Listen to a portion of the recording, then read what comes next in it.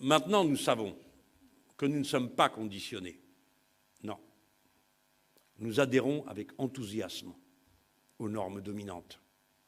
Même adultes, même conscients, même éduqués, nous nous efforçons de ressembler aux images de la perfection qui nous sont proposées. Nous courons après le contentement de désirs auxquels nous n'avions pas pensé, mais que la publicité parvient à suggérer en nous. Nous regrettons en permanence de ne pas être tout ce que nous aimerions être, au point d'oublier ce que nous sommes réellement et ce que nous faisons réellement, et donc la part de bonheur que tout le monde peut prélever, quelle que soit sa situation, à chaque instant qui passe. Nous ne sommes pas conditionnés. Nous adhérons avec enthousiasme. Jean-Luc Mélenchon, oui, je vous écoute. On peut comprendre la détresse de ces salariés, mais peut-elle tout permettre? Peut-elle justifier ces violences? On a quand même vu des cadres d'Air France se faire molester, la chemise en lambeaux, face contre terre, et puis bien aussi... sûr, quelle horreur. Bien sûr. C'est de la violence physique. Mais écoutez, ça suffit. Arrêtez votre prêchi-prêcha, ça dure toute la journée. Partout, il y a des photos et vous voudriez qu'on plaigne quelqu'un qui vient annoncer à 2900 personnes, on en est à 9000 licenciements. Est-ce que vous comprenez que c'est une violence? Vous avez fait la même chose au Conti, quand il y avait eu un petit incident où des ordinateurs avaient été jetés par terre. On avait montré du doigt Xavier Mathieu. On a traité de tous les noms les employés de Conti. Or, le licenciement n'était pas justifié. Or, c'est l'entreprise qui a été condamnée. Vous savez, demain, la presse va reparaître, et après-demain aussi, et après-demain aussi, et après-demain aussi. C'est pas Martinez qui va la bloquer, hein? Eh bien, ce sera 9 milliardaires qui continueront à la posséder. Ils vont désigner le chef, qui lui va désigner le sous-chef, qui lui va désigner le journaliste, qui eux vont désigner les stagiaires. C'est comme ça la vie. Ça vous dérange pas? Je pense que dans la classe et dans les catégories intellectuelles, c'est-à-dire dans vos métiers, beaucoup de gens s'interrogent sur la façon dont la pratique professionnelle se fait. Quand un salarié élève la voix, alors là, c'est terrible. Mais un patron n'a pas besoin d'élever la voix. Il raye d'un trait de plume, tranquillement, avec d'autres gens, au calme, la vie des autres. Il condamne à la mort sociale. Est-ce que vous savez combien il y a de suicides parmi les chômeurs? Est-ce que vous savez combien il y a de divorces? Combien il y a de gens qui sont obligés après de vendre ce qu'ils ont après une situation? Non, vous justement, Jean-Luc Mélenchon, il ne faut pas multiplier.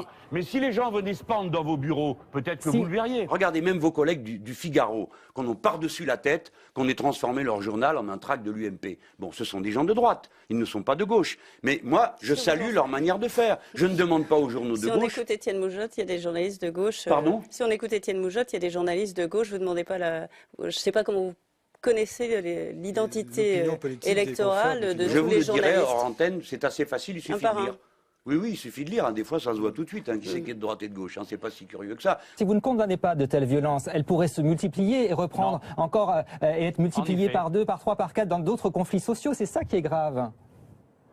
Ah non, pas du tout, c'est pas grave. Ça vous oblige, vous, déjà, les médias, à vous préoccuper de la question sociale, alors que le reste du temps, vous nous bassinez avec les histoires de musulmans, de terroristes, d'immigrés, du matin au soir. Eh bien, la question sociale revient sur la scène. Alors, excusez-moi de vous dire, elle n'a pas pris des gants blancs, elle n'est pas venue vous voir comme si c'était un bal ou le bal des petits lits blancs et vous n'êtes pas la chaisière. La vie est violente pour des millions de gens et vous passez votre temps à parler d'autre chose que ce qui les concerne. Donc, que voulez-vous qu'ils fassent? Ben écoutez, il faut que vous habituiez à l'idée que toutes les professions peuvent être regardées, peuvent être critiquées, on peut s'intéresser à votre métier, vous n'êtes pas des vaches sacrées. Nous savons que les uns sont de gauche, que les autres sont de droite, que certains sont nos ennemis. Voyez-vous, il y a des gens qui me traînent dans la boue toutes les semaines, chaque fois qu'ils peuvent, madame. Alors ne me demandez pas de rester impassible et de tendre l'autre joue. Vous croyez que les gens qui sont là sont des animaux, vont se laisser comme ça, mener à l'abattoir avec le sourire aux lèvres, signer des conventions dans lesquelles on leur prend tout et qu'il ne va rien se passer? Et vous seriez là à dire « Ah là là, il y a un risque que ça se multiplie ».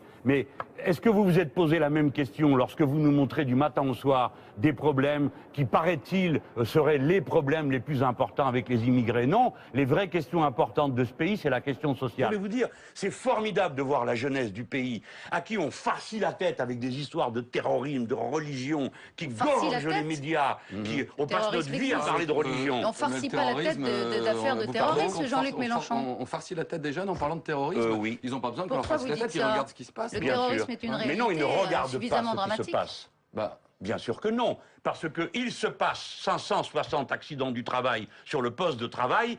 Tous les ans, il y a 2000 personnes qui meurent dans la rue. Tous les ans, et vous n'en parlez jamais. mais de 5 terroristes à moitié maboules qui tuent des gens... On en parle trop. Écoutez, je trouve, j'ai le droit de donner mon point de vue, si vous voulez. Je dis ça pour ceux qui nous entendent et ne nous voient pas. Vous avez l'air horrifié par ce que je vous dis. Non, mais je vous le dis.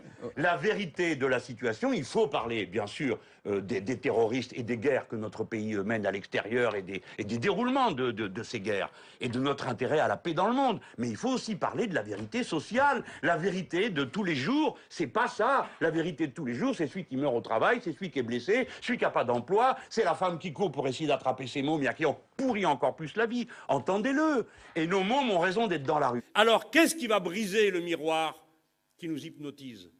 D'où ça va venir? D'une parole, d'une main aimante qui prend la vôtre, de celui, de celle qui est soumis à une domination dont il n'arrivait pas à interpréter le sens, mais dont il sent qu'il vous rabaisse, que cette main vous rabaisse, vous humilie, vous met en dessous de vous-même. Tout d'un coup, écarte cette main de sa tête. Fous-moi la paix. Casse-toi de là. Barre-toi, j'en fais qu'à ma tête. Tu vas voir ce qui va t'arriver. Je m'en fous. Je préfère qu'il m'arrive ce que j'ai décidé tout seul, plutôt qu'il m'arrive ce que toi tu m'imposes tous les jours. Donc, pour qu'il y ait des riches, il faut qu'il y ait des pauvres.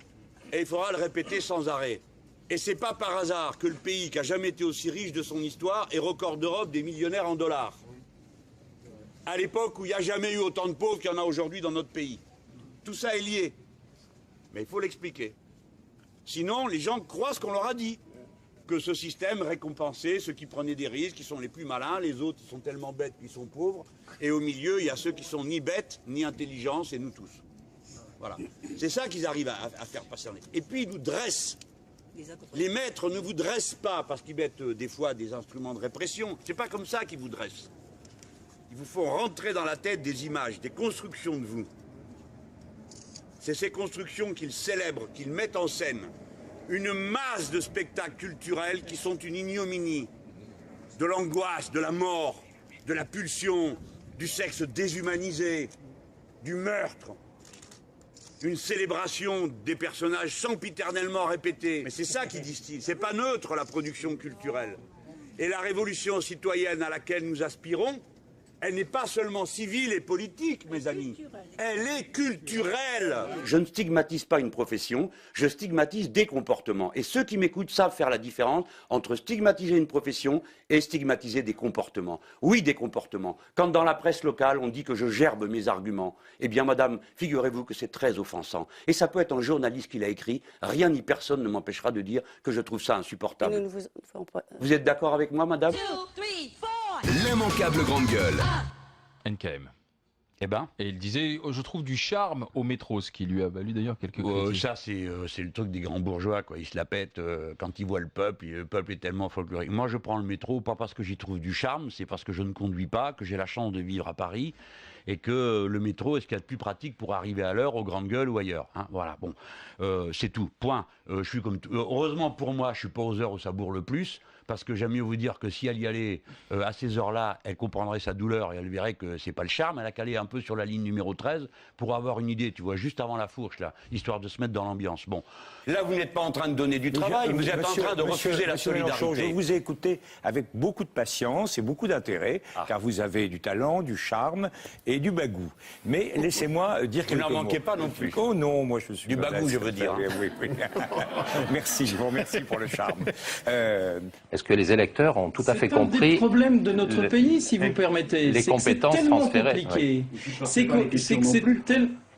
C'est que c'est tellement compliqué. Non, je m'empresse de prendre la parole avant que vous ne me l'arrachiez. C'est tellement compliqué. C'est que la superposition des responsabilités entre le maire, le département, la région est tellement complexe que les gens n'y comprennent rien. Quand vous avez en plus 21 présidents ou 20 présidents de région socialiste qui, à longueur de journée, expliquent qu'ils sont responsables de rien, que tout ce qui va mal, comme l'a dit M. Mélenchon, c'est l'État, c'est la faute à pas de chance, c'est la société, c'est le capitalisme, c'est toujours les autres, effectivement.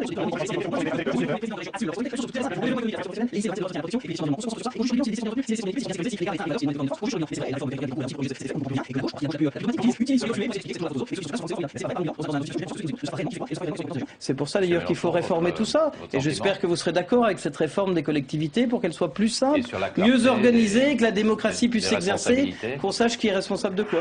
Et sur le transfert de compétences ou... Attendez, parce qu'il vient de parler une demi-heure, vous avez une autre question? Non, c'est la même. Quelle est la question? Parce que je l'ai oublié depuis qu'il a commencé à parler. Le salaire du patron de Renault, Tavares, qui a été doublé en 1 an pour récompenser la réussite de l'entreprise. Ça a été voté par les administrateurs. L'État a dit non. Les ministres se disent choqués. PSA, Peugeot. J'ai dit Renault, pardon, c'était son ancien employeur. Peugeot, pardon, PSA. Est-ce que vous avez été choqué par le fait qu'on récompense un patron qui réussit? Oui, d'abord, récompense, ça c'est encore un mot, c'est bien un truc de bourgeois. La paye est une récompense, non, pour nous ça s'appelle salaire. Ou indemnité. Hein, c'est-à-dire qu'on va travailler pour pouvoir garantir l'autonomie de sa vie. On ne va pas travailler pour être récompensé. Hein, parce que si on doit être récompensé, ce sont plutôt les baisers de notre conjoint, l'amour de nos enfants, voilà nos récompenses dans la vie. Dire qu'il méritait son salaire alors du coup. Voilà. Donc pourquoi ils parlent de récompense? Parce qu'ils ne veulent pas dire qu'il méritait son salaire. Parce qu'il faudrait qu'ils expliquent pour quel genre de travail vous méritez une paye pareille. D'accord? Ça n'a pas de sens de gagner en 1 an ce qu'il faudra 580 ans à un smicard pour obtenir la même somme. Et pareil pour le patron de PSA. Et c'est pas seulement moralement choquant. D'abord, il faut dire pourquoi c'est moralement choquant. Pas parce que beaucoup d'argent a c'est parce que à quel genre de vision de la vie ça correspond. C'est quoi quelqu'un qui a des besoins chaque année d'une telle somme, de 15 millions pour vivre? Clairement, on n'en a pas besoin. Donc je viens maintenant à l'aspect économique qui va vous passionner, vous autres de la presse de droite. C'est l'aspect économique, comme ça il n'y a plus rien d'humain, enfin on est sur des choses sérieuses. À quoi sert une somme pareille accumulée par un individu? Comme il n'en fera rien, déjà la première année il achète une maison, une voiture, 2 voitures, 3 voitures, ça sert à rien, mais bon, mais après, toute la vie, une somme pareille, 10 ans, 20 ans, hein, à quoi ça sert? Eh bien il va le placer. Il va le placer où? Il va le mettre dans la sphère financière. Parce que tous ces gens et les banques placent dans la sphère financière, il n'y a rien qui vient dans l'économie réelle. Donc ce type est un double parasite. À un moment, il finit bien dans les entreprises. Il reste pas dans une banque tout enfermé. Mais il n'y a que vous qui croyez ça, jeune homme. Non, ça s'appelle un fonds de pension, ça s'appelle de la spéculation. Ils investissent dans les entreprises, ils prennent des parts de capital des entreprises. Monsieur, vous êtes un défi à la réalité économique et je vous félicite. Si vous, au Figaro, vous arrivez à la conclusion que le capital circulant trouve à s'investir aujourd'hui dans l'économie réelle, je vous félicite et je vous dis bravo. Ce n'est malheureusement pas vrai. Par exemple, la Banque Centrale Européenne a mis 1000 milliards dans le commerce. Non, monsieur, c'est la même chose. 1000 milliards dans les banques privées. Et les banques privées n'en ont pas mis un rond dans l'économie pratique. Allez demander à n'importe quel petit patron d'une petite entreprise si la banque lui prête. Demandez à quelqu'un si chaque fois que vous voulez acheter un logement, aussitôt la banque vous dit « Ah, quelle bonne idée, ça va faire tourner l'économie ». Non. Par conséquent, monsieur, vous venez de dire quelque chose qui correspond à vos convictions, mais pas aux faits. Nous savons faire toutes ces choses magnifiques. Donc on a besoin de tout le monde. Je reviens à mon histoire. Alors pourquoi on ne le fait pas? À cause du vote utile. La vie tout entière, les rêves les plus à portée de main, tout rabougri, réduit, racagnassé, fondu, torréfié. Au 2e tour, où il y a Madame Le Pen. Parce que vous traitez Marine Le Pen de semi-débande, vous dites qu'elle est bête. Franchement, est-ce que vous élevez le débat? Bien sûr, madame, plus que vous. Et je vais vous dire pourquoi. Ah bon? Car c'est vous qui relevez les expressions comme celle-ci et vous n'avez pas écouté les 15 minutes d'explication sur le fond du programme de madame Le Pen que j'ai présenté à Villeurbanne. Et comme d'habitude, à Besançon et à Villeurbanne et à Montpellier. Et comme d'habitude, les 2-3 qui sont là retiennent une phrase, un mot. Et moi, je vous manipule. Bah, vous savez que parce que, bien sûr, je vous manipule. Mais vous le faites exprès. Mais bien sûr, je balance 3-4 mots et aussitôt vous vous rendez compte qu'il se passe quelque chose, vous faites des gros titres avec et aussitôt les gens sensés, parmi lesquels apparemment vous ne figurez pas, se disent « Mais que dit Mélenchon? Pourquoi parle-t-il comme ça? Que veut-il dire ?» Et alors ils écoutent le reste du discours. Et maintenant, si vous voulez aller au fond, je vais vous le dire. Est-ce que vous trouvez que c'est une attitude mentalement, psychologiquement équilibrée que d'avoir besoin de détester quelqu'un pour se construire soi-même? Cette famille, une génération détestait les Juifs, la suivante déteste les Arabes, les prochains détesteront les Chinois, j'en suis sûr. Pourquoi ont-ils besoin de haïr pour se reconnaître et s'identifier? La grandeur d'être français se définit par le pacte liberté, égalité, fraternité. Il n'y a pas besoin d'être anti-arabe ou anti-juif ou anti je ne sais pas quoi. Il y a une dame qui a dit qu'elle allait venir vous voir le 5 mai. Elle s'appelle Frigide Barjot. Elle dirige le mouvement là, du mouvement contre le mariage pour les couples de même sexe. Et elle a dit, oh, tiens, je vais aller manifester avec Mélenchon. Elle a organisé des manifestations en région. Et puis bon, pourquoi pas, elle peut peut-être venir vous rencontrer. Mais Question toute simple, si elle ou d'autres viennent avec leur pancarte à 13h30 à Bastille, dimanche, vous faites quoi? Je pense qu'ils ne sont pas à leur place, surtout. Ils sont vraiment barjots pour le cas. Parce que vous avez là un rassemblement de gens qui sont pour le mariage pour tous, pour l'égalité. Je pense qu'ils ne seraient pas à leur place. Il y en a d'autres, hein, vous savez, des illuminés, il y en a partout. Il y en a dans nos manifs, il y en a ailleurs. On se dira, tiens, c'est le ravi du village. Bon, on lui fait bon accueil parce que nous avons toujours été aimables avec les pauvres diables. Ça fait 20 jours que se répète en boucle dans les médias que ce sera la journée des 2 manifestations, des opérations, sauf qu'ils ne sont pas là et ils n'ont pas prévu d'être là. Et je vais vous dire, ils ne seront pas. Pourquoi? Parce qu'ils sont en vacances et qu'ils ont les moyens d'en prendre. Donc ils ne seront pas là. Ils ne seront pas là et on ne va pas, quand on est un vrai blanc, hein, un vrai avec la jupe soleil, on ne va pas aux manifs des rouges. Voilà. Donc je n'ai pas la crainte un seul instant d'en voir un seul au milieu des nôtres. Mais s'il y en a un, on lui dira, écoutez monsieur, tâchez de ne provoquer personne, car en ce moment nous sommes nerveux. Mais nous tâchons de faire pour le mieux avec vous. Est-ce que vous ferez l'avocat de Xavier Bertrand, qui lui s'est augmenté de 4 000 € brut parce qu'il a une nouvelle fonction qui est président d'agglomération et qui s'est justifié en fin de semaine? Ou est-ce que vous comprenez ou est-ce que vous condamnez? Écoutez, j'ai rien compris, je m'en fous. Alors on va parler aussi des indemnités de monsieur Xavier Bertrand. Vous croyez que c'est le sujet? Alors non, c'est pas bien. Allez, affaire suivante. Non, mais ça... Il dit, il vit dans un monde qui n'existe pas. Mais c'est lui qui vit dans un monde qui n'existe pas. Il ne sait pas qu'il y a 564 morts au travail par an, plus d'un par jour. 117 personnes par jour escagazées à vie par un accident du travail. Il ne sait pas qu'il y a un paysan qui se pend par jour. Un paysan par jour se pend de misère, d'isolement, de solitude, d'abandon. Ils ne le savent pas tout ça. Il était le directeur de l'hôpital et il avait tous ses papiers pour me prouver qu'il gérait bien son hôpital. Mais monsieur Mélenchon, vous comprenez, il m'enlève l'unité d'anesthésie. Mais nous, on est un hôpital, les gens ne viennent pas s'il n'y a pas d'anesthésie. Il me dit, c'est absurde, qu'est-ce que vous en pensez? Je dis, oui, c'est absurde. Et je dis, à votre avis, pourquoi ils enlèvent l'anesthésie? Pour que vous ne fassiez rien, donc pour fermer votre hôpital. Mais cet homme n'avait même pas intégré l'idée qu'il y avait une économie générale avec des gens qui prennent des décisions qui n'étaient pas rationnelles, d'après lui, parce qu'en effet, ça n'est pas rationnel. Vous êtes intervenu cette semaine, enfin le Front de gauche est intervenu cette semaine pour que votre temps d'antenne soit doublé en février, hein, c'est ça? Alors vous avez écrit à Christine Kelly, membre du CSA, du moins le Front de gauche a écrit à Christine Kelly, pour réclamer au fond une plus large audience sur les antennes. Qu'est-ce que ça signifie? Vous estimez que le système mis en place par le Conseil supérieur de l'audiovisuel n'est pas suffisant à vos yeux? En tout cas, il n'est pas suivi des faits. Car sinon, il faut se poser la question de savoir vous êtes là, pourquoi, vous exprimez, hein, je vous le rappelle. Dans la période... Pardon? Vous êtes ici, hein, on va vous exprimer. Et voilà, donc je devrais que me taire et vous remercier en vous léchant les mains. Pas du tout. En vous disant combien vous êtes trop gentil de me donner la parole. Vous savez quoi? Je vous aime. Formidable. Le peuple entier qui m'écoute se dit, ah, comme ils sont bons. Notre bon maître nous donne la parole. Vous êtes le seul à être venu 2 fois dans cette émission. Vous êtes dans un abus de pouvoir. Je ne dis pas vous, car vous êtes une sorte de monstre sans visage et sans nom. Ceux qu'on a en face de nous ne sont jamais responsables de rien. Il faut du renouveau. Vous dites là, il faut tout changer. Vous, Jean-Luc Mélenchon, en quoi est-ce que vous incarnez le renouveau? Vous aviez dit il y a quelques années qu'ils dégagent tous. Non, qu'ils s'en aillent tous. J'aurais dû dire dégager, j'aurais fait une meilleure carrière. Et ils reviennent tous. Et Jean-Luc Mélenchon, ils reviennent tous, y compris vous. Oui, et vous aussi d'ailleurs, vous avez remarqué. on n'a pas dit qu'ils s'en allaient tous. Allez-y. Non, mais attendez, ce point est extrêmement important. Non, mais pourquoi vous représentez-vous, vous? Alors, il y a des raisons qui sont politiques, dont on va peut-être finir par parler à un moment ou à un autre. Mais puisque vous êtes sur le sujet du renouveau, les amis, attendez-vous à prendre le retour de volée. Hein, puisque nous revoici, peut-être qu'il faudrait changer le regard sur nous. Donc pourquoi vous partiriez pas, vous? Ce qui nous intéresse, c'est vous, Jean-Luc Mélenchon. On vous a assez vu, vous êtes là depuis longtemps. Depuis combien de présidentielles vous êtes là? Vous êtes tout le temps les mêmes, alors on entend tout le temps la même chose. Eh bien, fallait pas commencer. Donc il n'y a pas besoin de renouveau des hommes politiques. Voilà. Alors, l'AFP, j'ai pas dit qu'il fallait pas de renouveau. C'est le contraire. Je dis il faut du renouveau. Mais le renouveau de quoi?